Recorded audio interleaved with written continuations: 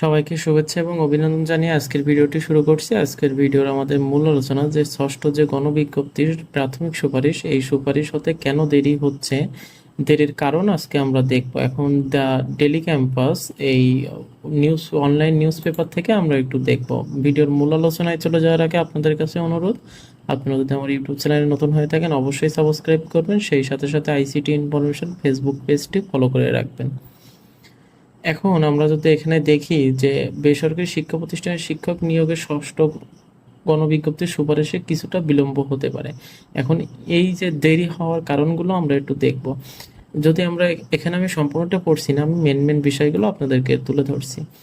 বেসরকারি শিক্ষক নিবন্ধন এবং প্রত্যয়ন কর্তৃপক্ষ এনটিআরসির সূত্রে জানা গেছে, আমাদের যে 18তম নিবন্ধনের উত্তীর্ণদের মধ্যে প্রায় 6,000 প্রার্থী নিবন্ধন সনদ সংশোধনে আবেদন করেছেন। দেখেন এখানে যে 18তম নিবন্ধনে যে উত্তীর্ণ হয়েছিলেন যারা, অর্থাৎ সনদধারী ছিলেন যারা, এনাদের মধ্যে 6,000 প্রার্থী, এনাদের মধ্যে 6,000 প্রার্থী সনদ সংশোধনের আবেদন করেছেন।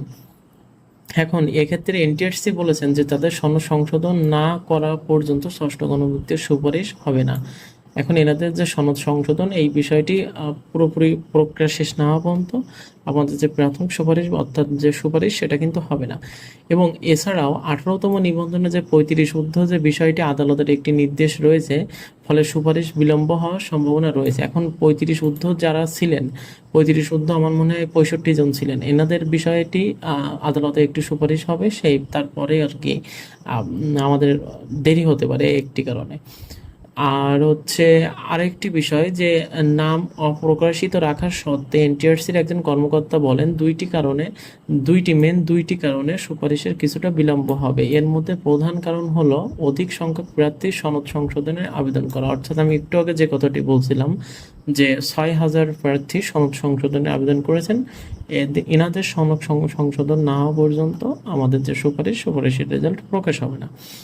আর দ্বিতীয় কারণটি হচ্ছে নতুন চেয়ারম্যানের যোগদান। এখন নতুন যে চেয়ারম্যান স্যার যোগদান করছেন, ওনার বিষয়টা আর কি, তবে আমরা চেষ্টা করছি দ্রুত সময়ের মধ্যে সুপারিশ করার। এখন এনটিআরসি ওনারা কিন্তু চেষ্টা করছেন দ্রুত সময়ের মধ্যে সুপারিশ করার জন্য। দ্বিতীয় আমরা আসি যে চলতি সপ্তাহে সুপারিশ করা হবে কিনা এই বিষয়ে এমন প্রশ্নের জবাবে ওই কর্মকর্তা আরও বলেন সম্ভাবনা কম। অর্থাৎ আমাদের যে চলতি যে মাসটা আর কি চলছেন, জুলাই মাসে আমাদের কিন্তু সুপারিশ হওয়ার সম্ভাবনা অনেকটাই কম, কেননা সনদ সংশোধন হতে কিছুটা সময় লাগবে। এছাড়াও 35 ঊর্ধ্ব যে 65 জন প্রার্থী, আমি যে বিষয়টি বলছিলাম 65 জন প্রার্থী এখনও সমাধান হননি, ওনাদের যে বিষয়টা এটা কিন্তু এখনও সমাধান হয়নি। তো এই বিষয়গুলো আপনারা একটু মাথায় রাখবেন যে আমাদের যে নতুন চেয়ারম্যান স্যার জয়েন করছেন সেটি একটি বিষয়, এবং সবথেকে বড় বিষয় হচ্ছে যে যারা আবেদনের সময় যে সনদধারী ছিলেন, আমাদের যে 18তম নিবন্ধন উত্তীর্ণ যে সনদধারী ছিলেন, ওনাদের মধ্যে 6,000 প্রার্থী সনদে ভুল আছে। অর্থাৎ ওনারা যে কোনো কারণে কোনো ভুল করে থাকতে পারেন, এই ভুলগুলো সংশোধনের কাজ চলছে, যে কারণে কিন্তু আমাদের যে সুপারিশটা কিন্তু একটু দেরি হতে পারে। তবে এনটিআরসির ওনারা বলছেন যে ওনারা যত সম্ভব চেষ্টা করছেন দ্রুত সময়ের মধ্যে সুপারিশটা সম্পূর্ণ করার জন্য। আর ভিডিওটি শেষ করার আগে আপনাদের কাছে আমার একটি অনুরোধ, আমি আবারও বলছি, আপনারা যদি আমার ইউটিউব চ্যানেলে নতুন হয়ে থাকেন অবশ্যই সাবস্ক্রাইব করবেন।